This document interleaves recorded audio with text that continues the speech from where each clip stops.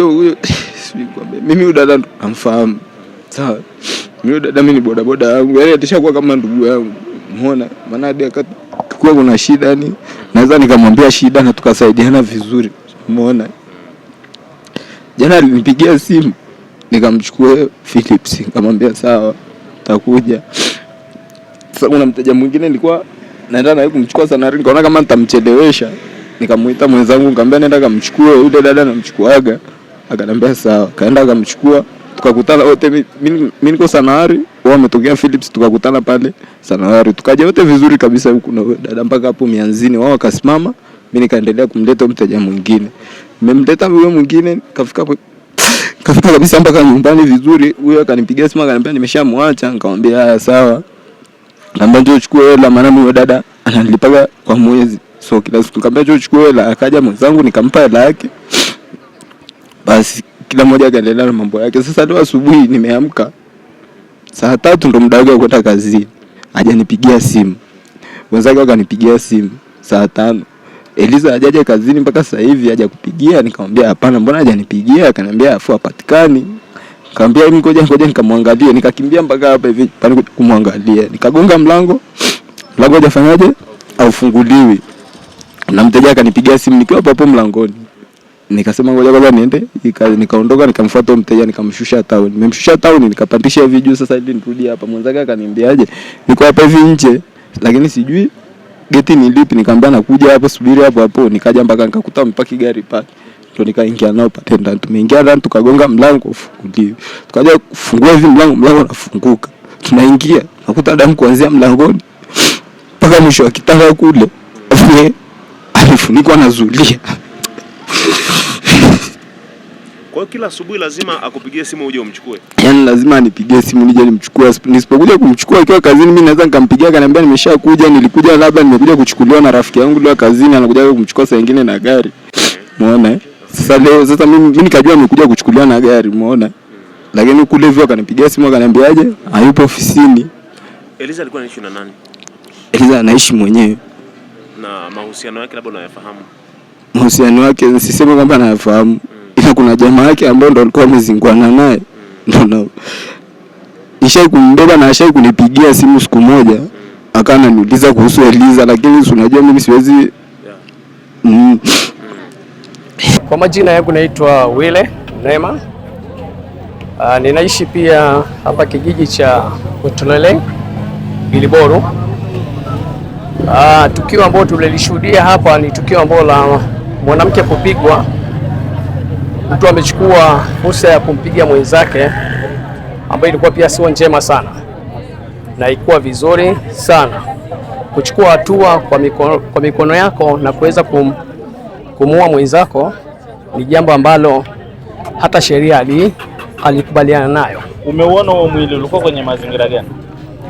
Mwili kwa kweli ulikuwa katika mazingira ambao kama mtu amechomwa, na katika hili pia inaonekana kwamba alikuwa na majeraha, na inaonyesha kabisa kwamba huyu mtu pia alikuwa akijaribu pia kujitetea lakini imeshindikana. Maeneo gani sasa?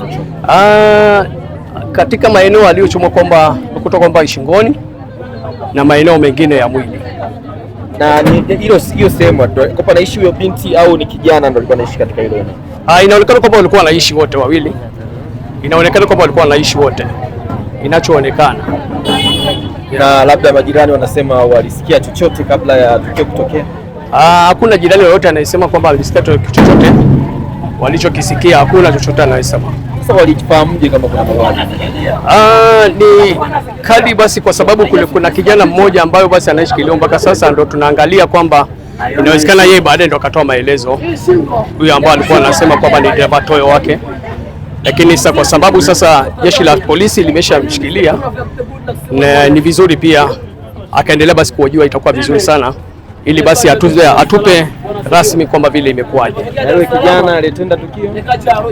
Kwa kweli huyo kijana kwamba hajajulikana mpaka sasa, lakini kwa sababu mkono wa serikali ni mrefu, huyo kijana atatiliwa kwenye mikono ya serikali. Na chumba kilikuwa cha mdada au cha mkaka? Kwa kweli katika hilo kwamba kujua kwamba vile ni chumba cha mkaka au ni wa kijana, ni mdada au ni wa kijana, hiyo pia sijaulizia, lakini najua hakika ya kwamba hili ni jambo ambalo limetokea. Naitwa Michael Male. Mimi nimefika tupo, nikaona watu wamekusanyika, nikasogea hapa. Nikafika hapa nikaangalia ni dada ameuliwa. Mimi natoa tu ushauri kwa watu wote. Watu wasio na kuelewa hela watu mjomba. Ulaji wa hela sio mzuri. Sababu unajua demu unaweza kala hela yako ukafika mpaka kazingua tena. Lazima uchukue maamuzi magumu. Kwa nini hili swala la kula hela ya mtu linaelezwa sana yani? Kuna viashiria vyovyote kwamba huyu binti alikula hela ya mtu? Mtu hawezi ule bila kula hela mjomba wangu. Hela ni ngumu sasa hivi. Hela ni ngumu sasa hivi. Huwezi kununua bia 3 4 alafu baadaye pisi inakataa. Lazima na wewe una hasira. Huyu binti ni wa mtaa huu au ni binti ambaye alikuwa hafahamiki anatokea? Anasemekana ni mgeni. Ni mgeni huyo binti hapa hivi. Hajawahi kuingia huko ndani. Hajawahi kuingia. Hajawahi muona. Msema alikuwa anaitwa nani na anafanya shughuli gani? Hadi mimi msema simfahamu.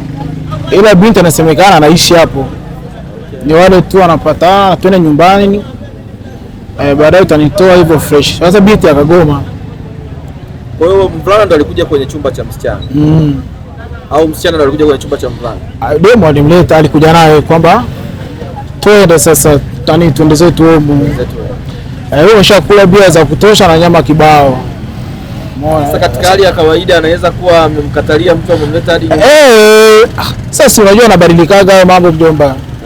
Lakini kwa hapa hauwezi kulela mtu ukasema hapa hiyo haiwezekani. Bora ukatae kula. Usisahau kusubscribe na kugusa alama ya kengele ili uwe wa kwanza kupata taarifa zetu kila tunapoweka Msomi News.